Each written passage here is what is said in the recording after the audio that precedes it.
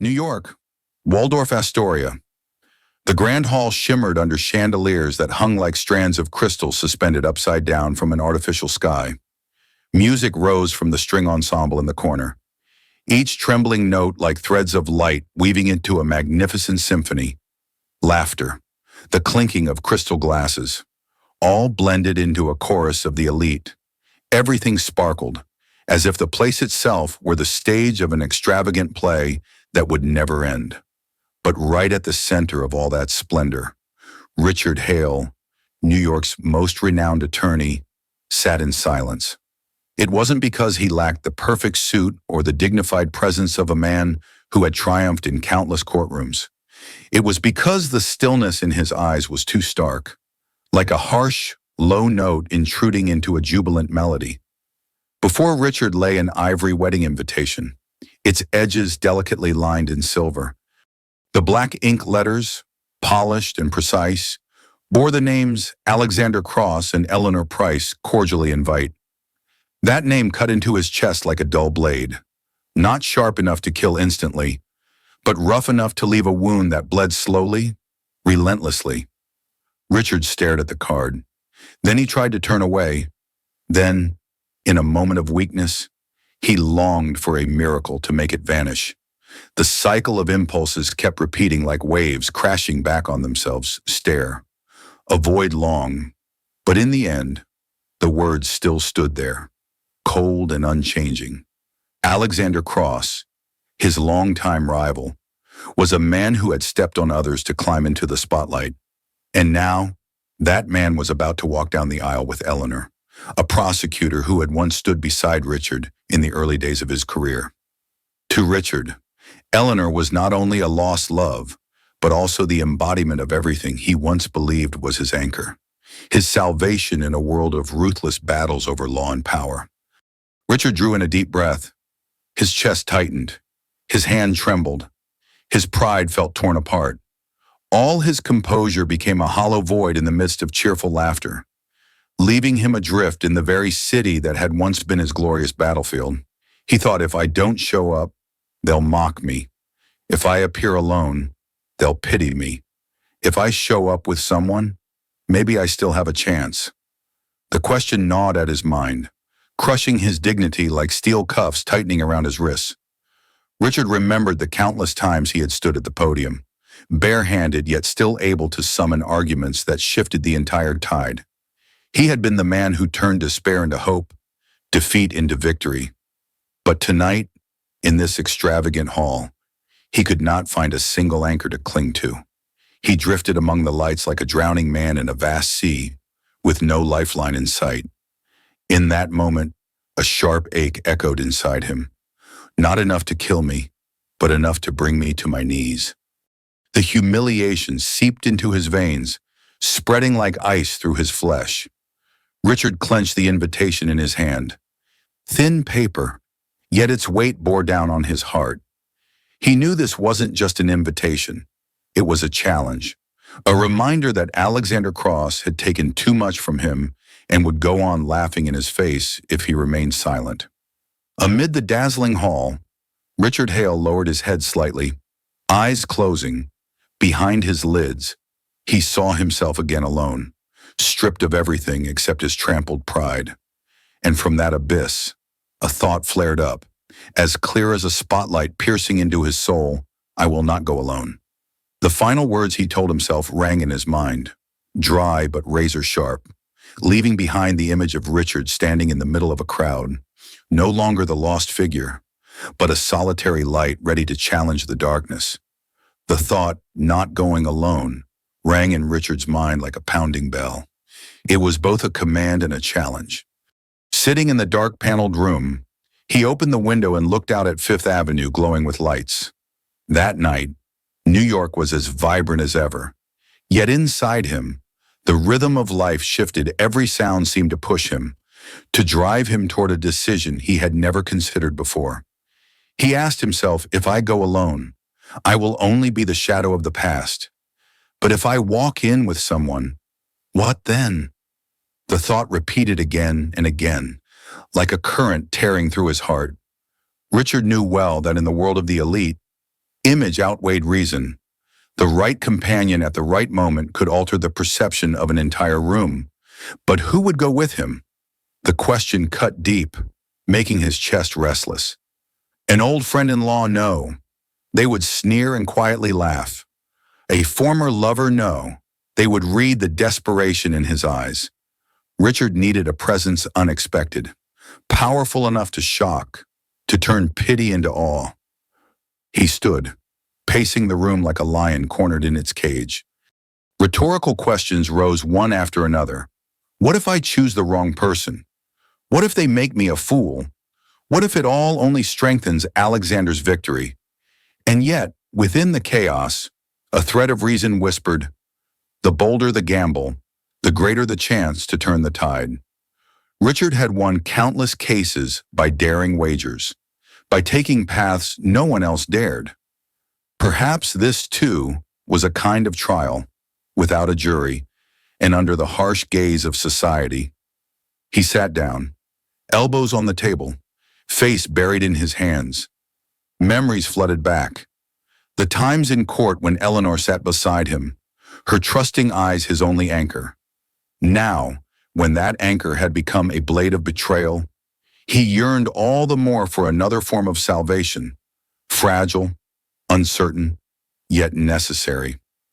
The phone buzzed. A former colleague wrote, I heard you got the invitation. Don't humiliate yourself by showing up. Richard pressed his lips tight and dismissed the message. His mind snapped back like a reflex. Not going, that would be humiliation. Going and letting them see he still stood firm would be the answer. Richard gave a faint laugh. His voice sounded low, as if defending himself. If I show up with someone unexpected, Alexander will not be able to dismiss me. If I make the whole room stir, their mocking laughter will turn into whispers of envy. If I walk in beside a presence of unexpected strength, even Eleanor will be forced to look back. 3 beats of if struck like hammers against the wall of hesitation. Each word echoed in his mind until the trembling hand clenched tight. Steady. But to make it real, he needed someone no one could anticipate. A figure from the margins, yet capable of drawing all the light. That idea began to take root, though he could not yet picture a face. That night, Richard did not sleep. He walked down the hotel corridor, his steps echoing against the marble floor. The yellow lamp stretched his shadow long and thin. To his eyes, the figure resembled his own state, no longer whole, but still forcing itself upright. In his weariness, a clarity dawned he would seek someone completely opposite to the glittering world of Alexander. Someone who would make everyone ask, who is she? Why is she with Richard Hale? Like a reckless move in a courtroom chess game, Richard resolved to bet on the unthinkable. Not a colleague, not a lawyer, not a glamorous lover. He would find support in a place no one expected. And that thought, though shapeless, was enough to pull him from the dark. Richard returned to his room and closed the door. The city lights outside still shone, but in his heart, a small flame had been lit, not dazzling, but strong enough for him to whisper to himself, I have a purpose. I will not be alone. That morning in New York was damp and cold. Thin streaks of mist still clung to the glass windows of high-rise buildings, reflecting the hurried silhouettes of hundreds passing by. Richard walked along the sidewalk in Midtown, where neon signs blended with exhaust fumes and the blaring of car horns. Wrapped in a long coat, he didn't resemble the dignified lawyer who commanded a courtroom, but rather a man searching for a way out of his own life. He stopped in front of a small coffee shop tucked between 2 skyscrapers. The sign was faded, the glass door dotted with dust, a space cut off entirely from the rushing tempo outside. Richard pushed the door open. The soft chime of a bell rang out, and the aroma of coffee mixed with the stale scent of old bread drifted toward him. In the corner, he saw a young woman sitting with her arms crossed, her messy hair falling over her face, a thin coat, worn-out shoes, and a fraying canvas bag at her feet. In front of her sat only a glass of water. Poverty was plain to see, but in her eyes there was something else sharp, cold, and gleaming like a hidden blade beneath an ordinary cover. Richard was about to turn away, but then her eyes locked on his, a direct gaze, unflinching. For a moment, he felt as if he were being examined, like a defendant in court weighed between light and shadow. He stepped closer. "Is this seat taken?" The girl looked up, her voice hoarse but firm. "If you want to, sit. I don't save seats for anyone." Richard pulled out the chair and sat down. He studied her, intrigued. She didn't look like someone wandering aimlessly. On the contrary, her posture was straight and her eyes were alert. There was something familiar about that confidence. He asked, "Have I seen you somewhere before?" She curved her lips into a half smile, half sneer. "No. Men like you rarely notice people like me." Richard frowned slightly. Her answer was short, clipped, like the sharp tap of a knife against metal. Instead of being offended, he found himself intrigued. "Then what are you doing here?" he prodded. "I studied law once. Now, I'm nothing." Her voice was steady, but a flash of suppressed anger flickered in her eyes. Richard leaned in, attentive. "Law where Columbia?" She paused briefly, then added, "I used to be at the top of my class." Richard's heart skipped a beat. Columbia is the alma mater of many of his colleagues and rivals. And here before him sat a poor girl, messy hair, shabby clothes, who once had been the best among them. He asked softly, testing, "How did you end up like this?" The girl glanced out the window at the street choked with people. Then she turned back, her eyes hardening. "Because someone stole my research. He used it to climb up, and I was thrown to the bottom. You know how it is. The legal world isn't fair." The name Alexander Cross had not been spoken, but Richard's blood ran hot. He understood at once. All the pieces fit, and the coincidence made him shiver. She continued, "You're looking at me like an experiment. It is as if you want to see how someone who once had everything, now stripped of it all, will react. Am I right?" Richard stayed silent. He wanted to deny it, but he couldn't, because in truth, in his eyes, she was already becoming the prototype for a daring plan. After a moment, he answered in a low voice, "No. I see you as an opportunity." She let out a short laugh, dry but sharp. "An opportunity for you or for me. Both." Richard's tone was firm. "I need someone to come with me to a place, and I think you need a stage to reclaim the voice that was stolen from you." Silence covered the table. Outside, horns blared, but in that corner of the cafe, only two people existed, locked in challenge. She leaned forward, resting her elbows on the table, staring straight at him. "Do you know how reckless you're being?" "I do." Richard nodded. "But recklessness is the very thing that's kept me alive to this day." A glimmer flashed in her eyes. Not trust, but not outright refusal either. Like a door slightly ajar, waiting for a decisive push. Richard realized this was the turning point. The companion he had been searching for stood right before him, not glamorous, not predictable, but sharp enough to leave an entire room stunned. In the small rented apartment in the Upper West Side, the afternoon light stretched across the wooden floor through the window frame. The space was modest, but at that moment, it felt like a room for transformation. On the table, a few old makeup items that Richard had picked up from a familiar shop were neatly placed. A simple black dress, with clean lines, lay ready as if waiting to be chosen. The young woman, whose name was Claire Donovan, stood in front of the mirror. A thin crack, like a thread, ran across the glass, splitting her reflection in two. On one side was her disheveled hair and tired eyes. On the other, the unyielding will that was slowly beginning to shine. Richard sat on a chair, watching in silence. In his gaze, there was no longer just calculation for a plan of revenge, but also admiration. Claire carried out each step with calm composure, as if this transformation were not a game, but a return to herself. She brushed her hair, each stroke deliberate and slow. The soft rustling of the comb through her hair filled the room, like the rhythm before a performance. Richard briefly recalled the first time he had seen Eleanor in her prosecutor's robe, standing before a mirror, her eyes radiant with conviction. That comparison tightened his chest, but then he blinked, pushing the old image away. Claire applied a thin layer of lipstick. Her once dry lips suddenly looked alive. Her blurred eyes, lined carefully, sharpened and brightened like a blade freshly honed. Richard realized this was not a borrowed disguise. This was rebirth, he thought to himself. She doesn't need saving. She only needs a chance to step into the light that has always belonged to her. Claire slipped into the black dress. The fabric embraced her slender frame, not showy, yet exuding a strange elegance. The golden light in the room reflected on each cut of the dress, transforming her from an outsider into someone who could walk straight into the grandest ballroom without anyone daring to underestimate her. She turned to Richard, her voice low and steady. "Are you sure taking me there? You could lose more than you gain." Richard rose, stepping closer, his tone firm. "I have already lost too much. The only thing left is the chance to stand tall, and I believe you need that as well." Claire stayed quiet, looking back into the mirror.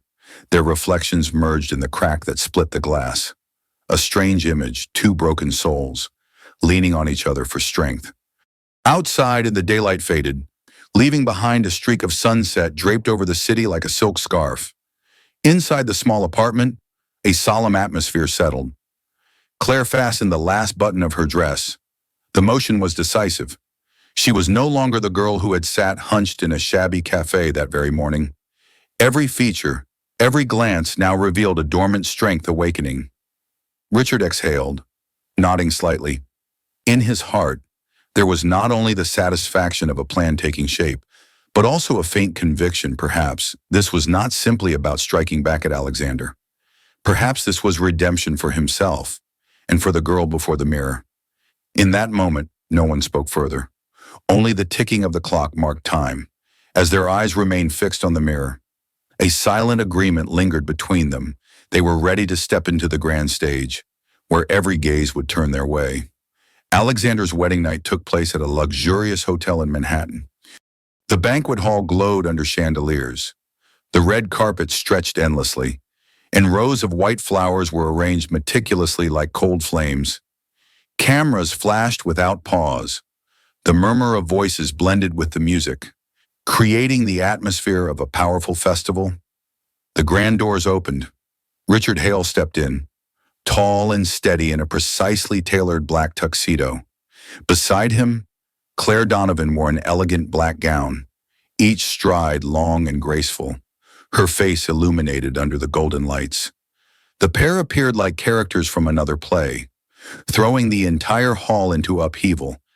Whispers rose, first scattered, then swelling into waves. "Who is that Richard Hale? Who did he bring along? She looks familiar, but it can't be." The lights reflected in Claire's eyes, making them glimmer like freshly sharpened blades. Cameras swung rapidly, flashing non-stop. The red carpet beneath their feet seemed longer, heavier, as every gaze converged on them. Richard kept a calm expression, but inside he felt the tension sharply. Each step was a declaration he had not come here to bow his head.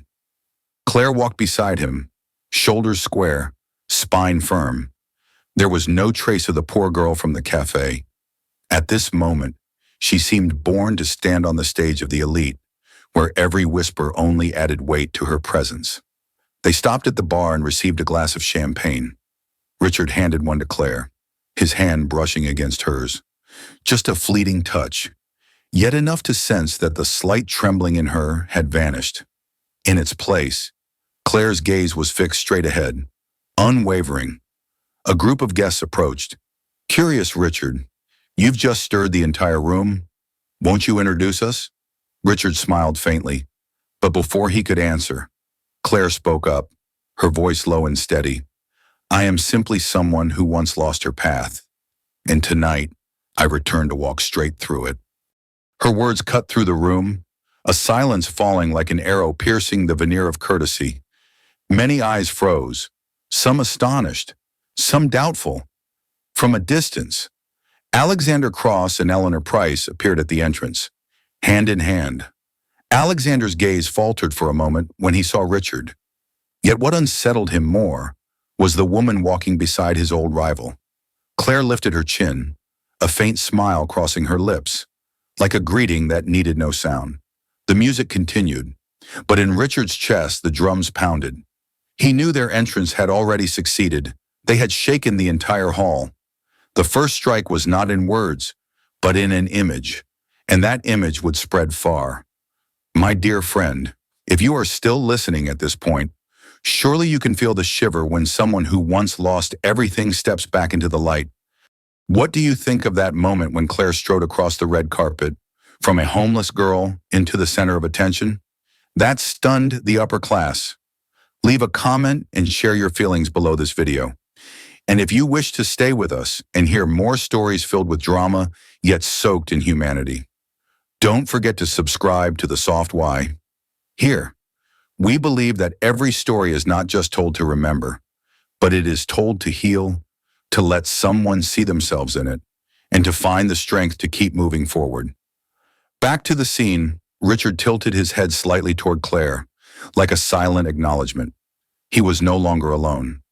Claire tightened her grip on the glass, her eyes fixed on Alexander, the man who had destroyed her career. Both of them, though saying nothing, knew this was only the beginning. The atmosphere in the banquet hall was as tense as a tightened string as Richard and Claire moved toward the newlyweds. The music still played, but each step they took seemed separate from the melody. The golden light washed down, illuminating the scrutinizing eyes from all sides. Alexander Cross stepped forward, a smile on his lips but eyes cold as ice. Eleanor Price walked beside him, graceful in movement, but her face tightened slightly when she caught sight of Claire. Richard Hale, Alexander spoke, his voice smooth as velvet. What a surprise to see you here, and even more surprising that you didn't come alone. Richard kept a faint smile, his hand loosely resting on his glass. I once thought a wedding like this would not require my presence, but then I remembered, even a perfect program needs one unexpected note to become truly memorable.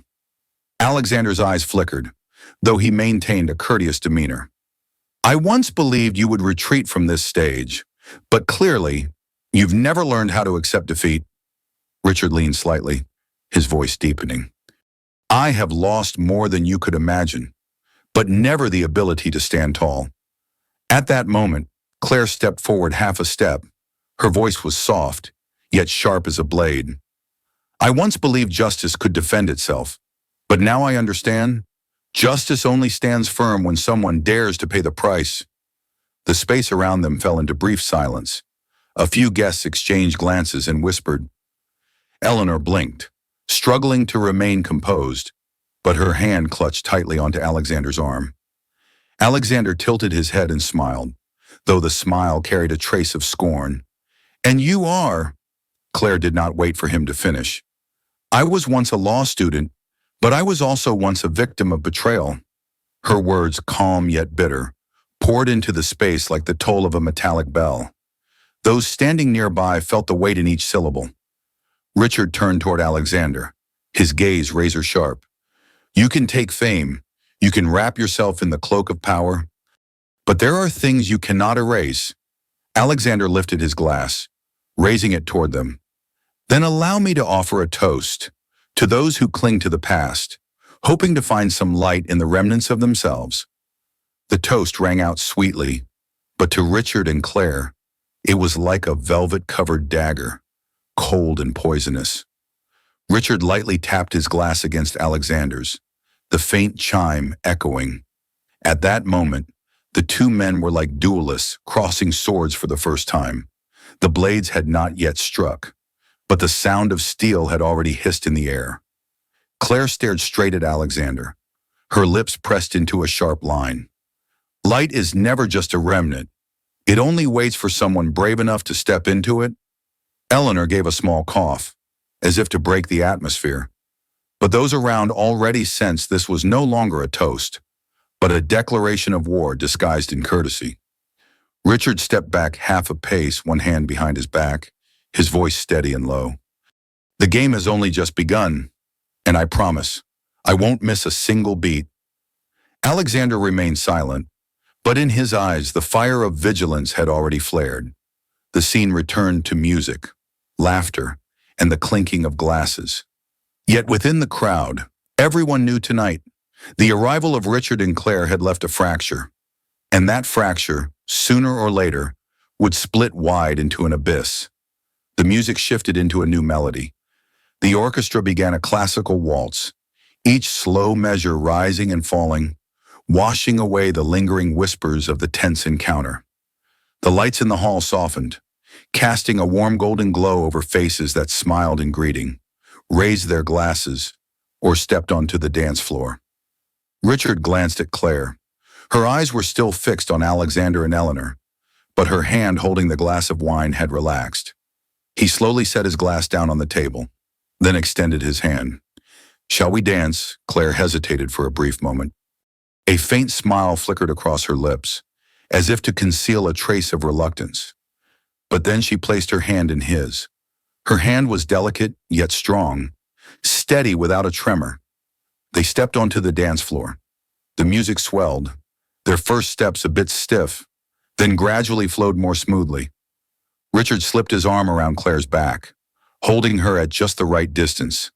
It was not intrusive, yet not so far as to seem indifferent. His heartbeat fell into rhythm with the music. 1, 2, 3.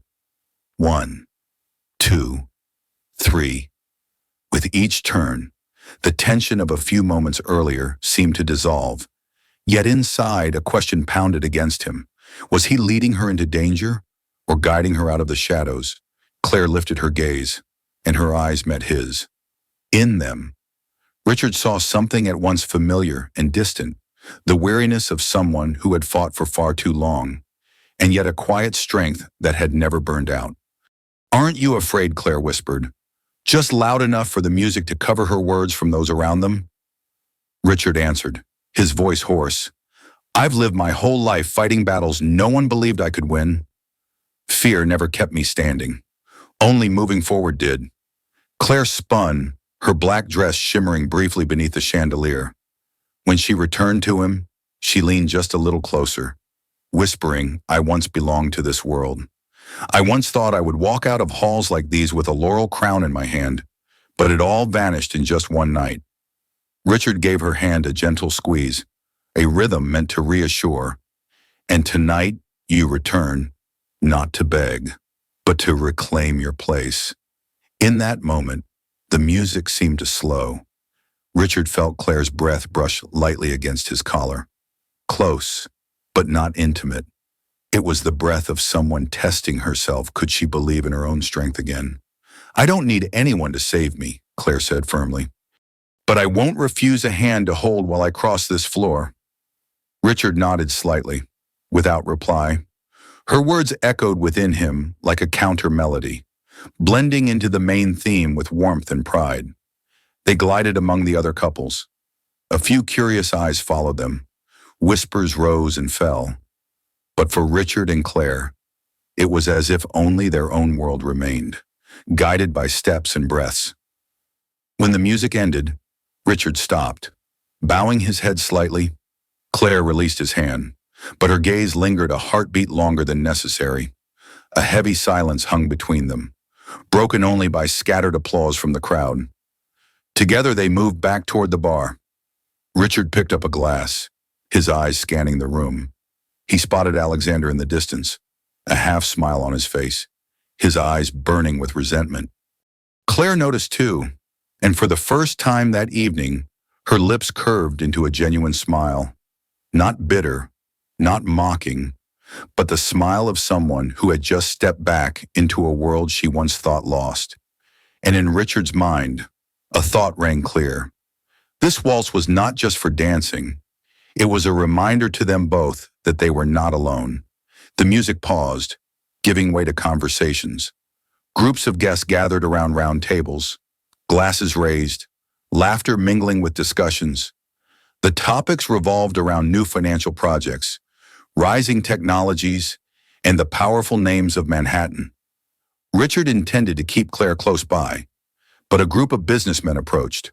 A middle-aged man, imposing in a dark blue suit, spoke up. Richard, "It has been a long time, and this is—" Before he could answer, Claire tilted her head slightly, her smile calm. "Claire Donovan. A pleasure to meet you, sir." The man blinked.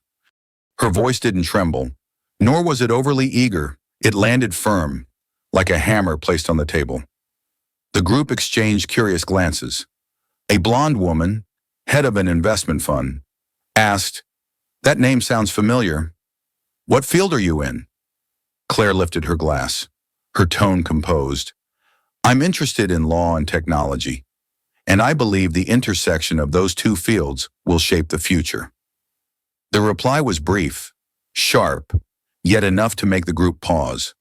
A young businessman interjected, "Do you mean the law can control technology, or that technology will force the law to change?" Claire gently turned the glass in her hand, her eyes brightening. Not control and not force change, but parallel adaptation. If the law lags behind, technology becomes a double-edged sword. If technology is chained, creativity dies young. The future doesn't choose one side. It demands balance.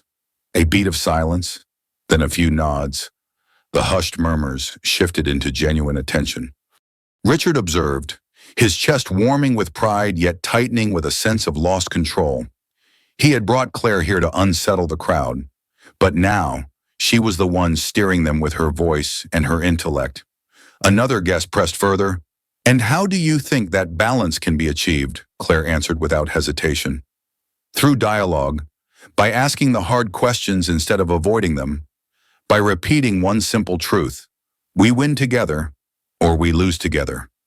Her final words rang clear, pinning the group in place. Someone chuckled softly. "You sound like you're arguing a case in court." Claire shrugged, her smile carrying a subtle undertone. "Perhaps a part of me never left the courtroom." The crowd laughed, not in mockery but in recognition. The atmosphere around her grew warmer, focused. Claire was no longer the anonymous guest at Richard Hale's side. She had become the figure people wanted to hear. Richard tightened his grip on his glass, silent. In his heart, two emotions ran side by side: pride that Claire had proven herself, and envy that the light was no longer his alone. He thought fleetingly, "I brought her here to shift their eyes, but perhaps I, too, am being shifted." From a distance, Alexander Cross's smile had vanished. Eleanor whispered something, but Alexander gave no reply. He only clenched his fist, his eyes darkening. In that moment, Claire raised her glass once more. Her voice was low yet steady, like planting a flag in the middle of the ballroom. "What matters is not who enters this room first, but who has the courage to remain until the end." The words concluded, clean as a blade's cut, leaving their resonance lingering in the air.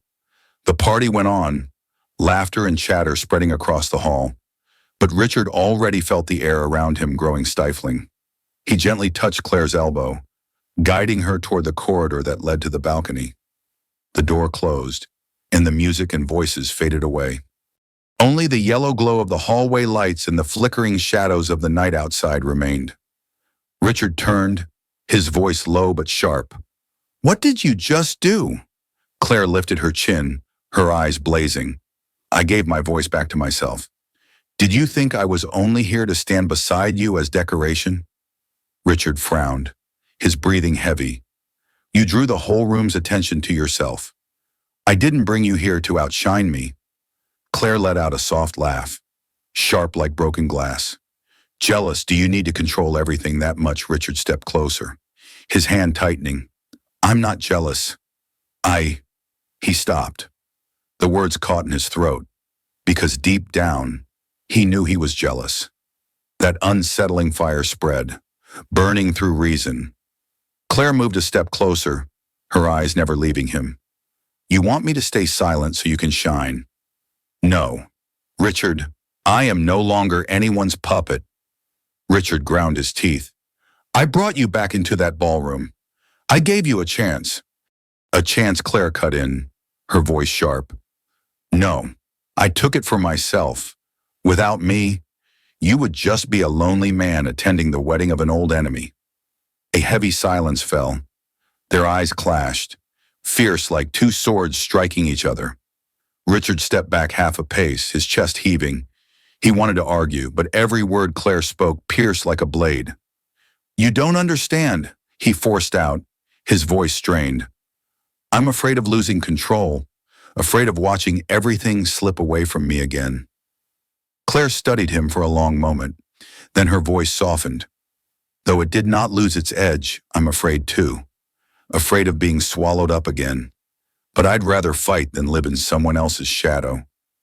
Richard lowered his head, his hand trembling slightly.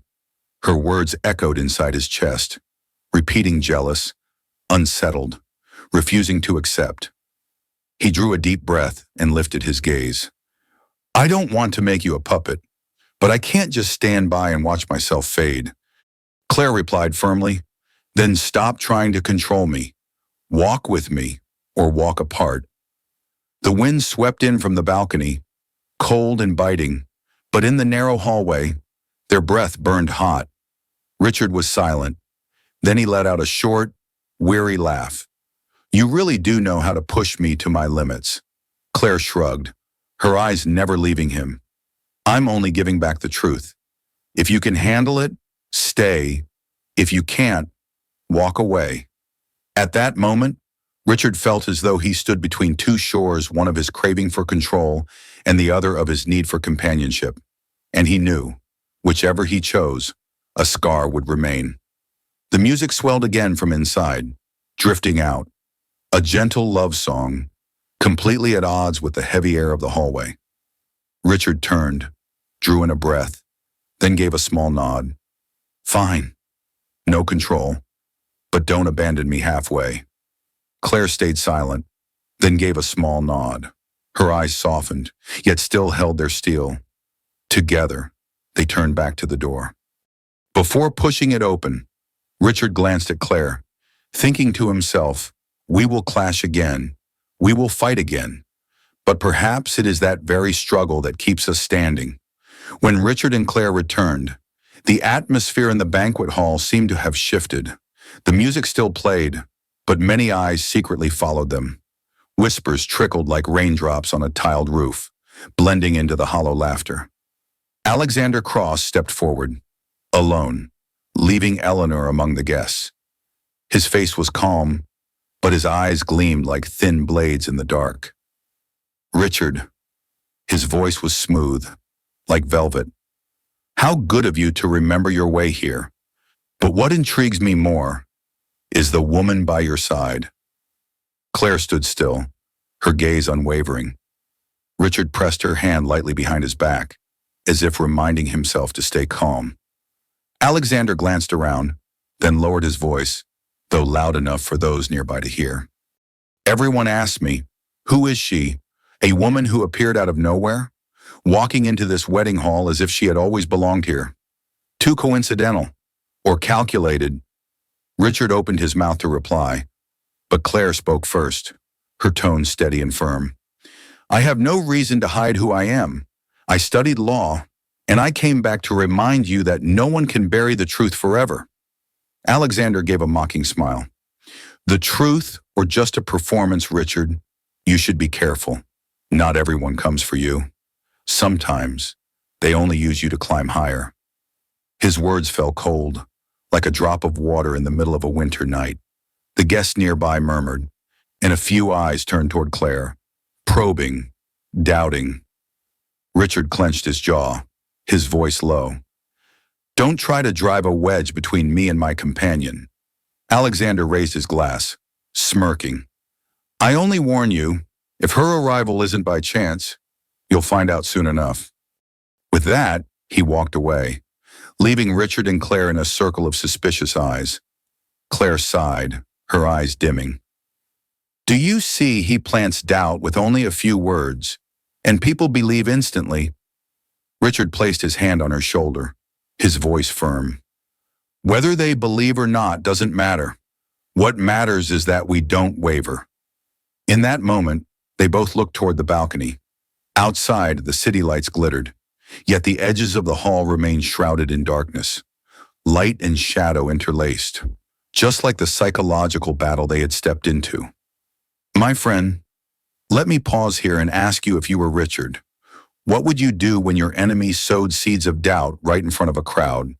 Would you trust the person by your side, or would you begin to question them? Share your thoughts in the comments, because who knows? Your answer might be the very insight someone else needs to hear. And if you find this journey compelling, don't forget to subscribe to The Soft Why. Here we share stories not just for entertainment, but for you to see yourself within them, with the choices, the pain, and the beliefs worth protecting. Back to the scene, Claire lifted her head, looking straight at Richard. "Do you trust me?" she asked, her voice soft but clear. Richard answered without hesitation. "I do. Even if the whole world doubts, I still trust you." A faint tremor flickered in Claire's eyes, but then her gaze hardened, shining brighter. The darkness beyond the balcony was still thick, but in that moment, the two of them seemed illuminated by a fragile yet powerful trust. The night had reached its climax. Amid the music and the lively laughter, an unexpected figure appeared: Samuel Reed, a renowned investigative journalist, the man who had exposed countless scandals in the world of finance and law. He walked through the hall, holding a thick file, his eyes sharp as a blade. The atmosphere sank. Many guests subtly stepped back, as if sensing something was about to explode. Richard felt his heart slow, while Claire stood frozen, her lips pressed together, as though she knew this moment could not be avoided. Samuel's voice rang out, clear and resonant across the room. "Perhaps tonight is not only a wedding, it is also the moment for truth to speak."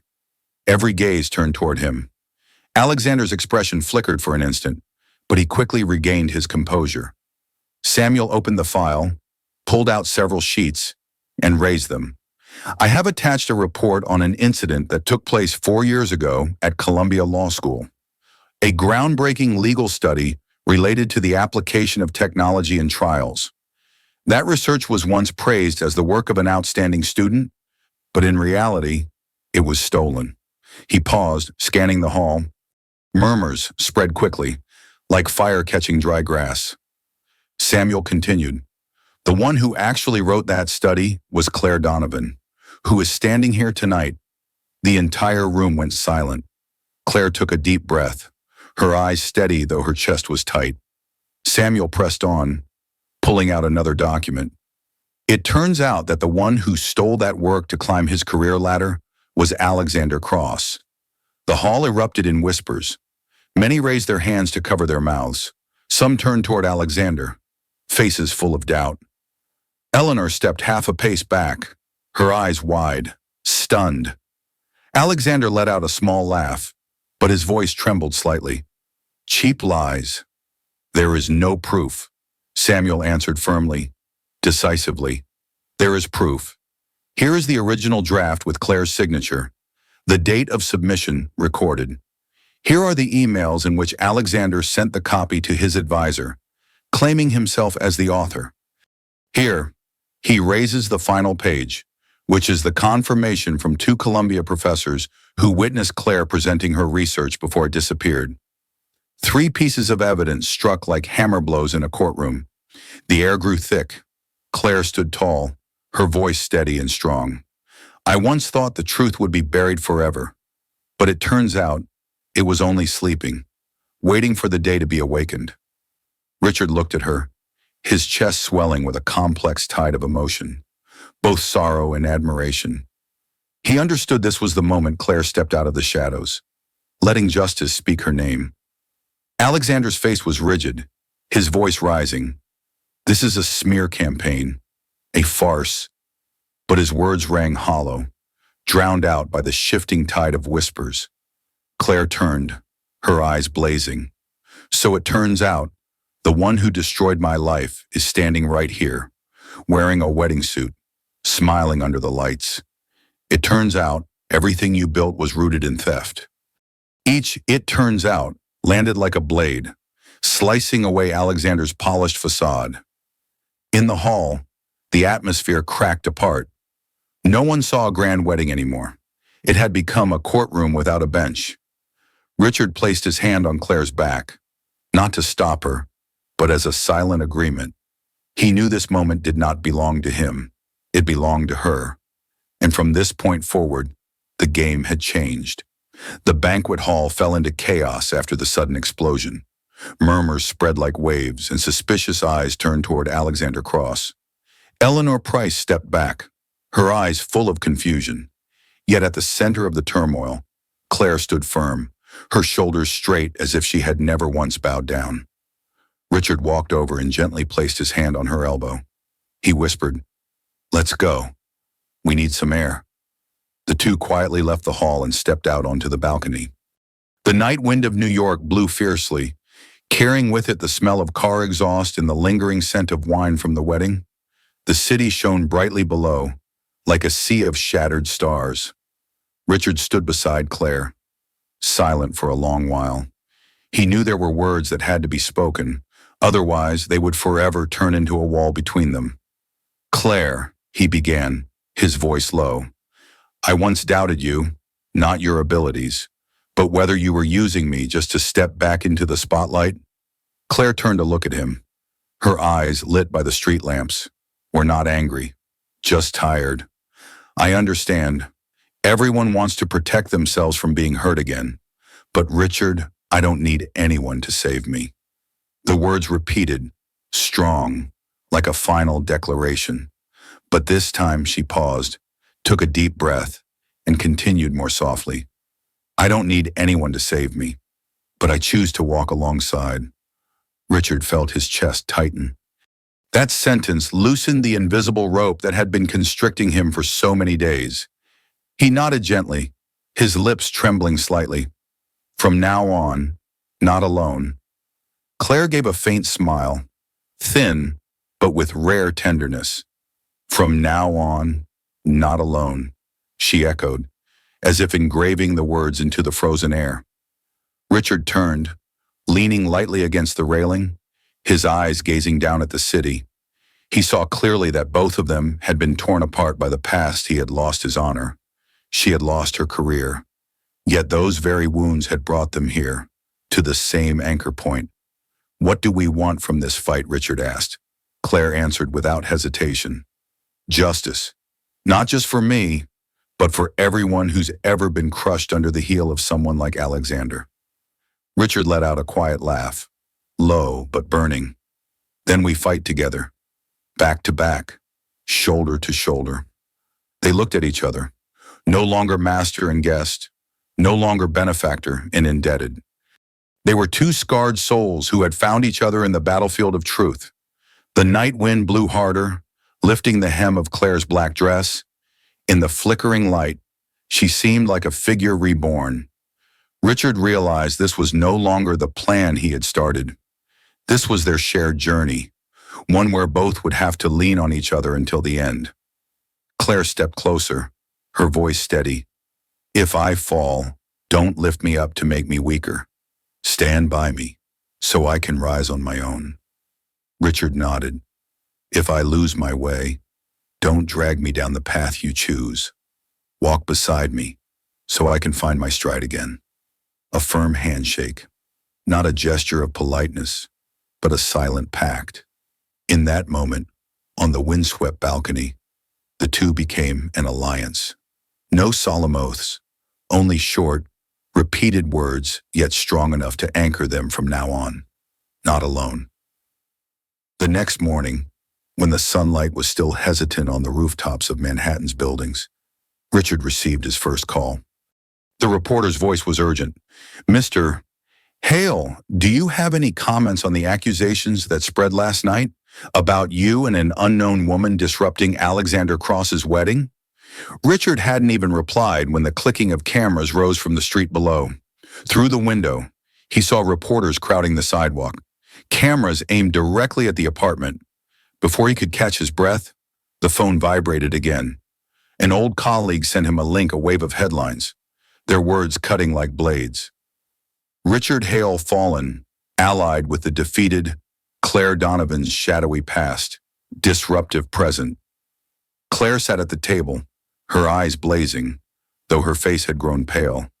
She skimmed the titles, her hand trembling slightly. What are they calling me? A parasite? A vengeful shadow? Richard stepped closer, resting his hand on her shoulder.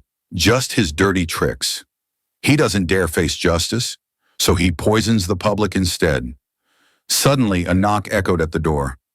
An envelope slid beneath it. Richard picked it up and opened it, a short note. The italicized words sharp as ice. Stop, or you both will lose everything. Claire clenched the paper's edge, her eyes darkening. He wants us to be afraid, and he will be disappointed, Richard answered, though a burning heat tightened in his chest. Before they could calm themselves, another email appeared on the laptop screen. An invitation to a charity gala, sponsored by a financial foundation. One where Alexander sat on the board. Date 3 days away. Location the most luxurious hotel. Richard let out a low laugh, though it stung like fire. An invitation or a trap wrapped in velvet paper. Claire lifted her head, her eyes flashing, her voice sharp. The articles. The threat. The invitation. 3 strikes in a row. He wants us to waver, then drive us straight into his final trap. Richard's heartbeat thundered. He knew Claire was right. This was Alexander's familiar game, spreading rumors, planting fear, then leading his prey into the stage he had designed. Outside, the phone's alerts kept chiming, text after email, relentless as a storm. Richard sat down, pressing a hand to his temple. But then, he looked at Claire standing tall, shoulders squared, eyes resolute, and he knew. This time, he wasn't fighting alone, Claire whispered softly. Like a vow, he can use the whole world to smear us. But we have the truth, and the truth, sooner or later, will roar louder than any filth. Richard nodded, repeating quietly, sooner or later, justice will roar. In the room bathed in morning light, they sat facing each other, silent for a beat. No more words were needed, only the rising resolve burning like a flame.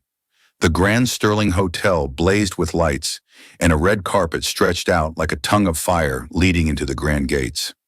The charity gala gathered hundreds of New York's most powerful faces. Cameras flashed, crystal glasses clinked softly, and the notes of classical music filled the air.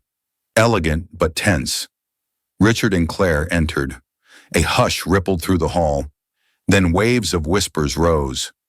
People murmured about the articles, the threats, the uninvited arrival of the two. Yet they walked straight ahead, shoulder to shoulder, eyes unshaken.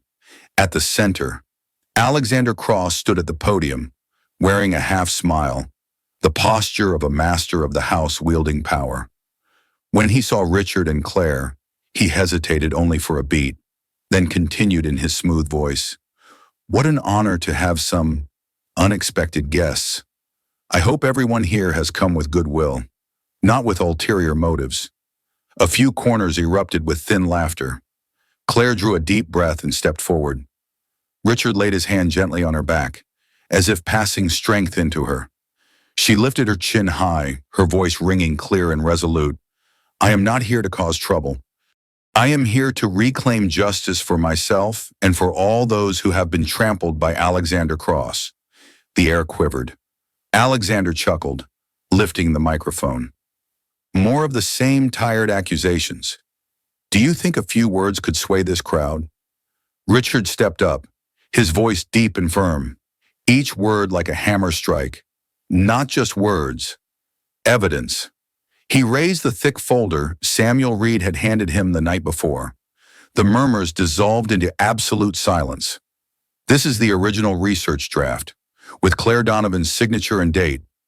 He opened to the first page, the signature shining under the lights.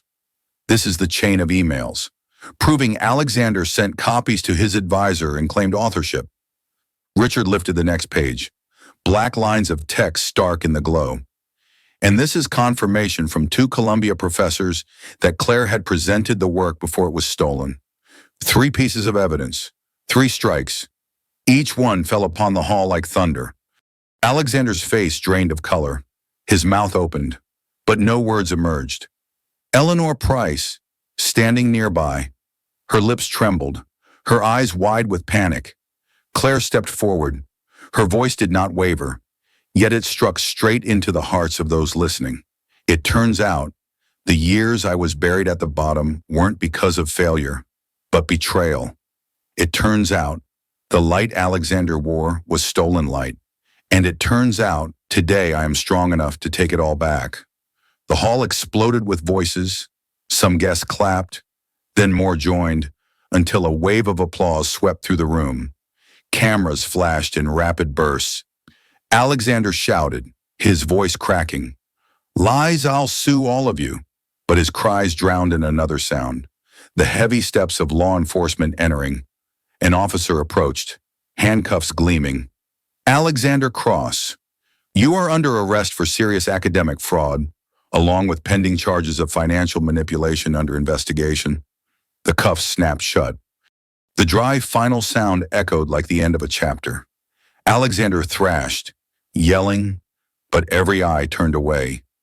Richard clasped Claire's hand. In that instant, no words were needed. They both knew the grand masquerade was over. Curtain down, the Grand Sterling Hotel, after the sound of the gavel faded, gradually grew quieter. The chandeliers still glowed, but the light no longer blazed harshly. It had turned warmer, gentler. The music returned, this time not to mask the tension, but to soothe it. Richard and Claire stepped out of the hall and into the square in front. The New York night was cool, the breeze rustling through the rows of trees, carrying with it a rare sense of peace. Richard sat down on the stone steps, lowering his head. In his chest, emptiness crept in after the victory. No more tension, but it was not yet something he could call peace. Claire sat beside him in silence, her hands clasped together. "It's over," Richard whispered. Claire looked up at the sky, her voice soft yet resolute. "No, this is only the beginning." He turned to her. In her eyes, the heavy darkness was gone. All that remained was a light, small but steadfast. Richard smiled faintly, tired yet warm. "I once thought I had to walk this entire path alone. Turns out, true strength lies in having someone by your side." Claire smiled, her reply brief. From now on, not alone. They sat there, shoulder to shoulder, letting the night breeze sweep over them like a cleansing ritual. All the bitterness, jealousy, and doubt slowly dissolved, leaving space for renewal. The next day, the newspapers were once again filled with news, but this time, no longer slander. The front page showed Claire standing tall in the grand hall, her words printed boldly. "Light is never a remnant. It only waits for someone brave enough to step into it." Richard read the article, warmth spreading through his chest. He knew they had not only won a battle, they had created an echo, a shift.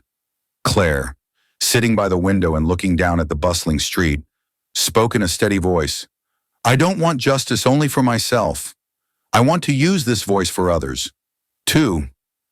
Richard nodded. He understood the road ahead would not be easy, but for the first time in many years, he felt at ease because there was someone standing with him, holding his back and sharing his stride. "My dear friend, this is where I want to ask you, have you ever had a moment like Claire, when something precious was taken from you, yet you found yourself again, or perhaps like Richard, thinking you had to endure alone, only to discover that the greatest strength comes when someone walks beside you?